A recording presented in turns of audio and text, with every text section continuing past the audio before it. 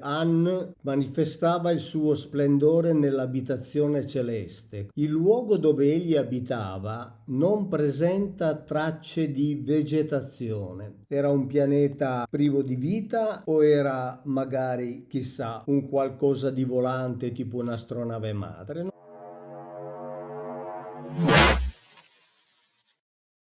Buongiorno amici, oggi torniamo al primo capitolo della Genesi, sempre facendo una cosa molto semplice, leggere le parole scritte dagli antichi, ma una alla volta. E oggi ci concentriamo su un termine preciso, rachia. Normalmente lo troviamo tradotto nelle Bibbie che abbiamo in casa con firmamento, però è necessario chiedersi che cosa significa davvero e soprattutto che funzione ha nel racconto, perché è una parola che va capita non soltanto per il valore che ne danno i dizionari, ma anche per la funzione che svolge nel testo. E siamo qui come al solito con Elisabetta. Ciao a tutti. Oggi quindi non partiamo dall'immagine del firmamento che ci ha imposto la teologia, che ancora una volta nel testo ebraico non viene descritto.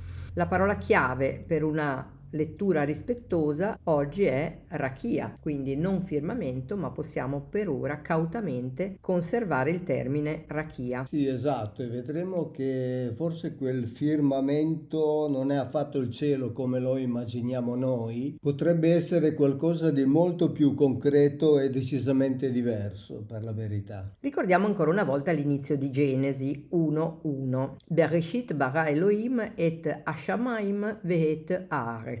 Lasciamo da parte il verbo bara, ne abbiamo parlato nell'ultimo video, ma qui ci interessa ciò che segue. Hashamayim e Haaretz, tradotti di solito come i cieli e la terra. Ecco, e qui occorre fermarsi assolutamente. Shamaim viene tradotto con cielo o cieli, può essere letto in realtà come un termine legato all'acqua, cioè Shamaim, cioè le acque, cioè un luogo in cui vi è l'acqua. Forse un luogo alto, caratterizzato ovviamente dalla presenza o dall'abbondanza di acqua, che è Hamaim.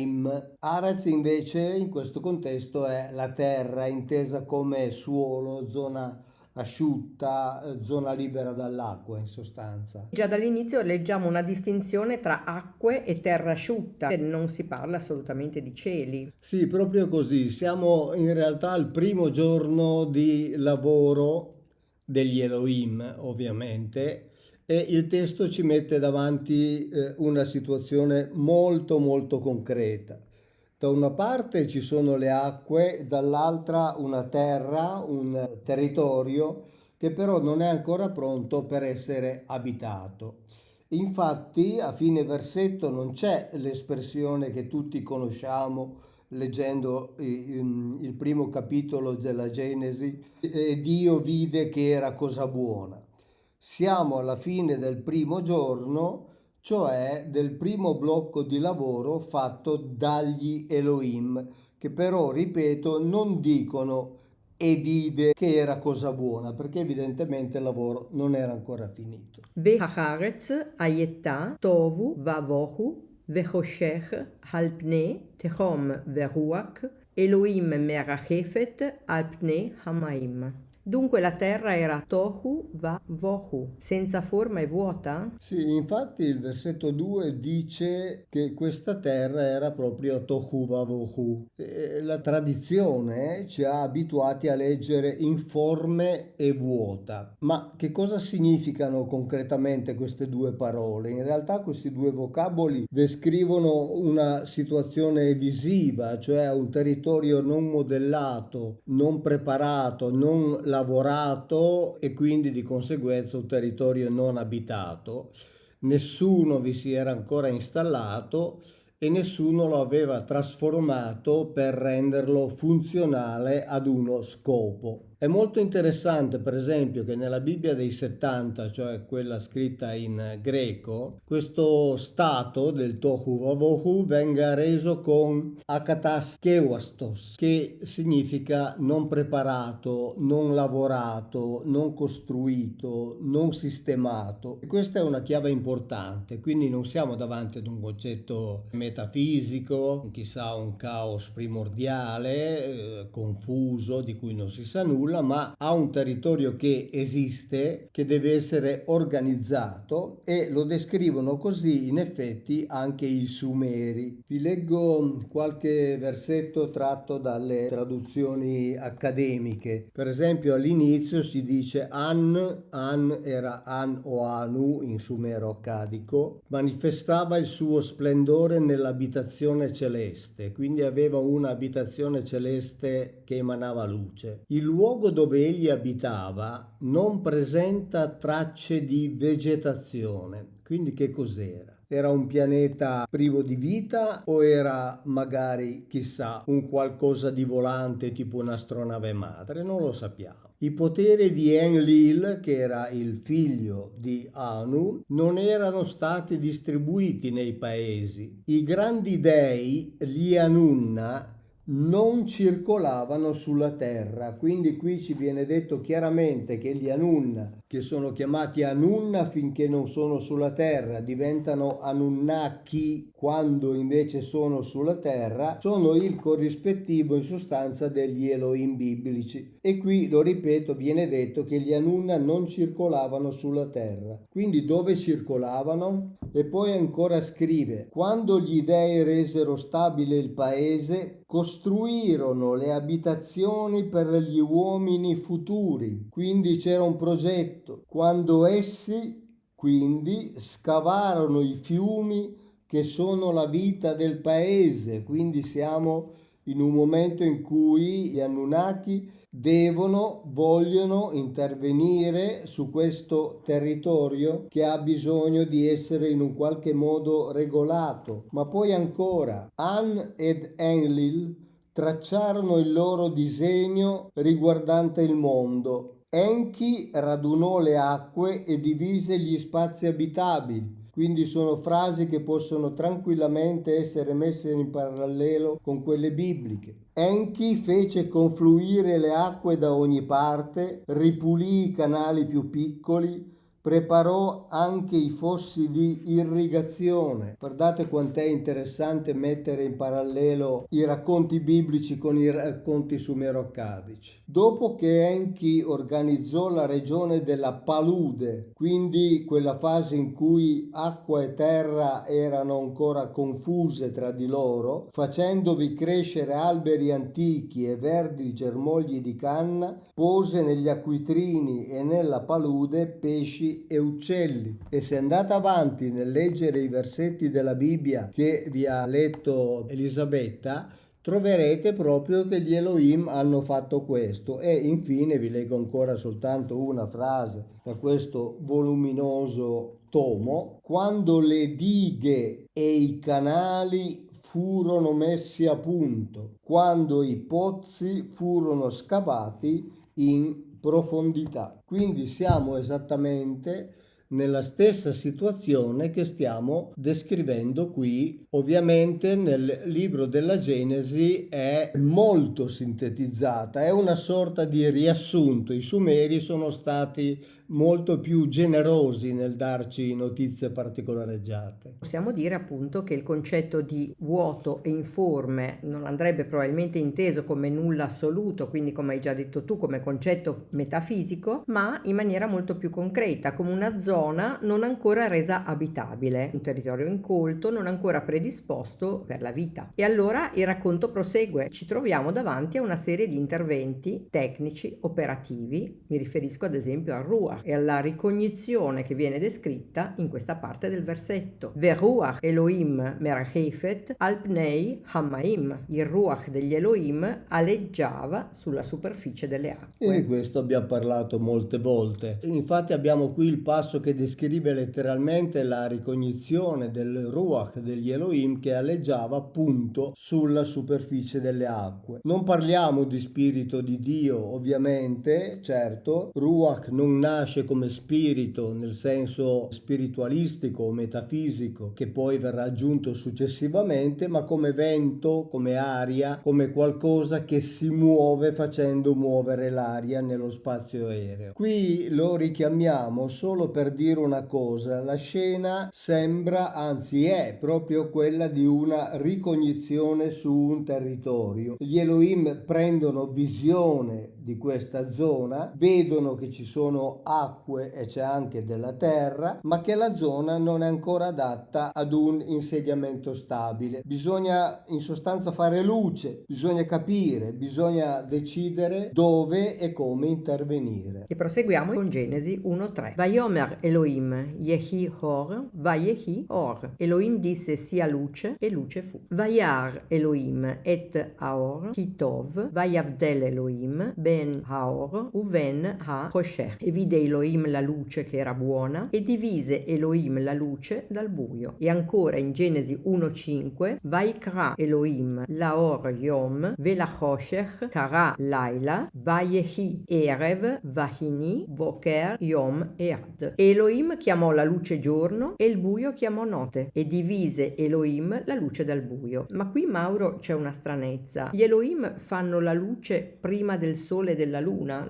è così? Sì, nei versetti 3 e 4 si parla della luce e della distinzione tra chiaro e scuro, ma i cosiddetti luminari, quelli che tradizionalmente noi identifichiamo con il sole e con la luna, compaiono soltanto nel quarto giorno, quindi dopo. E c'è un altro problema: i vegetali germogliano il terzo giorno, cioè prima della comparsa del sole, quindi come se ci fosse un altro tipo di luce che comunque forniva ai vegetali la possibilità di crescere. Allora è chiaro che c'è una domanda legittima: siamo sicuri che quei primi luminari, quei primi, chiamiamoli pure, oggetti che producevano luce e energia fossero davvero il sole e la luna? Oppure il testo potrebbe riferirsi a un sistema di illuminazione posto sulla rachia o comunque nella zona in cui avrebbero costruito la rachia, quindi un sistema di illuminazione destinato a governare, a regolare, amministrare luce e buio su quel territorio. Il verbo usato al versetto 18 infatti è mashal, che indica il governare, il regolare, esercitare dominio. Non sarebbe così assurdo in effetti pensare a un sistema di illuminazione predisposto per rendere operativa una zona destinata a un insediamento. Ovviamente non dico che sia esattamente così, non ho prove. Dico che il testo consente di porre quantomeno la domanda, e quando un testo presenta una difficoltà, diciamo che il compito del lettore non è quello di nasconderla, ma quello di affrontarla e cercare, per quanto possibile,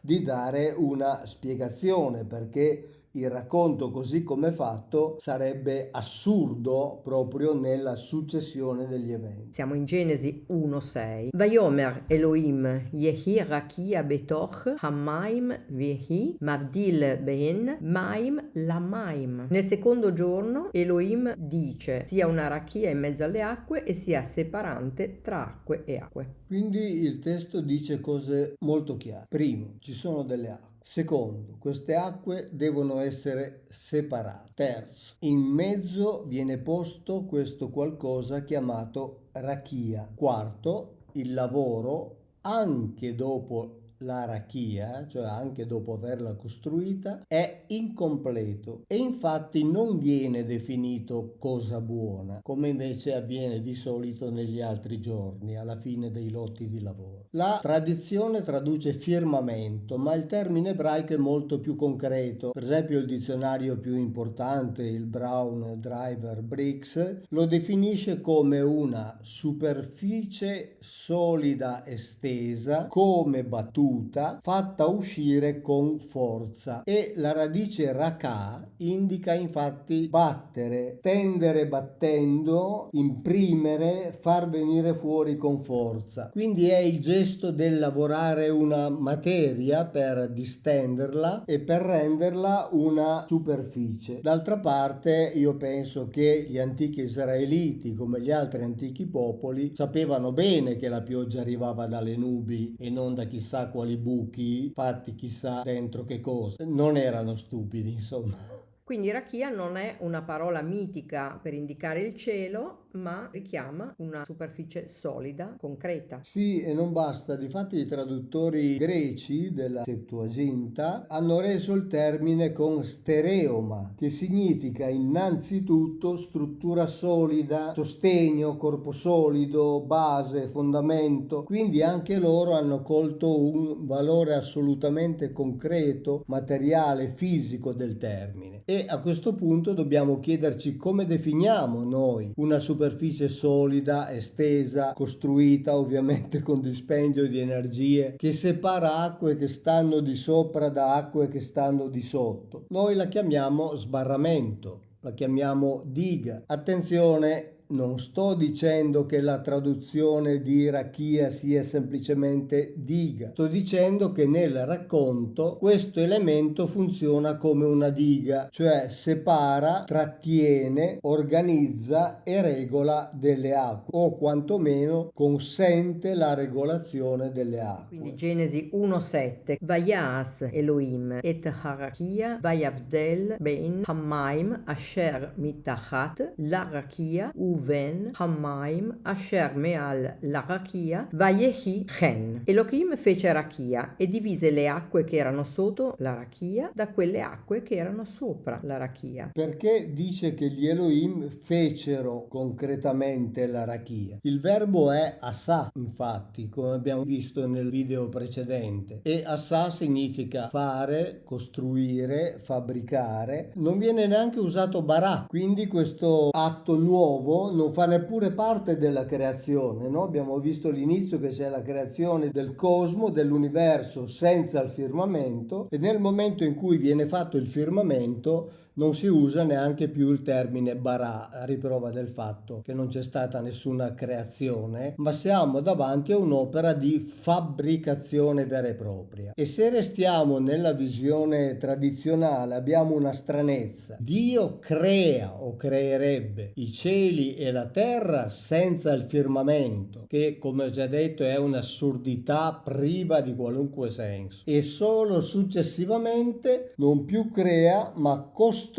il firmamento. Ma se invece leggiamo il racconto come descrizione di un intervento materiale su un territorio, tutto diventa assolutamente più lineare, come al solito, come facciamo sempre. Gli Elohim costruiscono uno sbarramento per dividere e controllare le acque. E abbiamo visto che al termine della costruzione di questa struttura fatta nel secondo giorno non dicono che era cosa buona, quindi possiamo pensare che il lavoro non fosse ancora terminato? Sì, esatto, ciò che avevano fatto non era ancora funzionale allo scopo. C'è poi una curiosità che va detta naturalmente per quello che è una curiosità, non una prova, ovviamente. I nubiani che abitano nel sud dell'Egitto chiamano ancora oggi Rakia la diga di Aswan. Questo non dimostra nulla perché siamo ad alcune migliaia di anni di distanza tra l'uso di questa parola, però pur non essendo un elemento probatorio sufficiente è una concordanza che è comunque interessante perché mostra che quel suono, quella parola in quel contesto linguistico e geografico è ancora collegato all'idea di diga, cioè di sbarramento. E allora la domanda rimane, no? È davvero così assurdo pensare che la rakia di Genesi non fosse il firmamento stellato ma un'opera di contenimento delle acque? E qui vorrei anche aggiungere un'altra curiosità. Abbiamo letto prima che a queste operazioni precedeva An o Anu, a seconda che parliamo nella lingua dei Sumeri o nella lingua accadica, e corrisponde all'ebraico Elion, che abbiamo già visto significa quello che sta sopra. Ora, una cosa che verrebbe istintivamente da dire è che quindi Elion e Elohim hanno la stessa radice. In realtà non è così, perché Elohim comincia con una lettera, così come nel singolare El, che è la lettera Aleph. Invece Elion inizia con un'altra lettera che è la Ain. Quindi sono due radici completamente diverse e Al in ebraico significa quello che sta sopra. Quindi Elion è quello che sta in alto, quello che comanda. Peraltro, se noi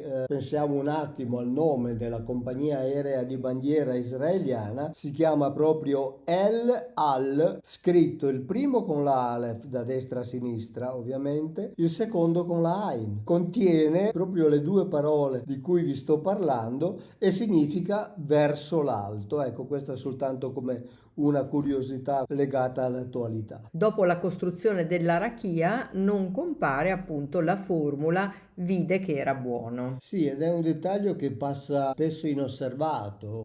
In Genesi 1, al termine degli interventi operativi, quando erano soddisfatti, gli Elohim guardavano ciò che avevano fatto e dicevano che era cosa buona. Però dopo il secondo giorno, quello cioè dell'arachia, questa soddisfazione non viene espressa, perché l'opera non era ancora terminata, cioè la separazione delle acque non era sufficiente per fare ciò che loro avevano intenzione di fare. La diga, se vogliamo appunto continuare a chiamarla così, ha trattenuto e separato le acque, ma il territorio sottostante non era ancora sistemato. Mancava in sostanza la bonifica, mancava l'irreggimentazione delle acque a valle dell'Arachia e quindi mancava la comparsa della terra asciutta effettivamente utilizzabile sia per essere coltivata, produrre cibo, oppure poi farci le abitazioni, come abbiamo letto prima nei testi sumeri, per gli uomini futuri. Vayomer Elohim ikavu hamaim mitachat hashamaim el makom echad veterae ha yabasha vayehi chen. Elohim ordinò: le acque che sono sotto l'arachia si raccolgano in una sola massa e appaia l'asciutto. E avvenne così. E infatti nel terzo giorno gli Elohim dicono che le acque che stanno sotto l'arachia si devono raccogliere in un unico luogo e deve apparire l'asciutto. Qui la scena è ovviamente molto molto concreta. Dopo aver fermato e controllato le acque a monte, si interviene a valle, si raccolgono le acque, si incanalano e si rende disponibile il terreno asciutto. Proseguiamo con Genesi 1:10. Vaikra Elohim la Yabasha Eretz Ulmikve Hamaim Kara Yammim Vaire Elohim Kitov. Elohim chiamò l'asciutto terra e alla massa delle acque diede il nome di mare e Elohim vide che questo era buono.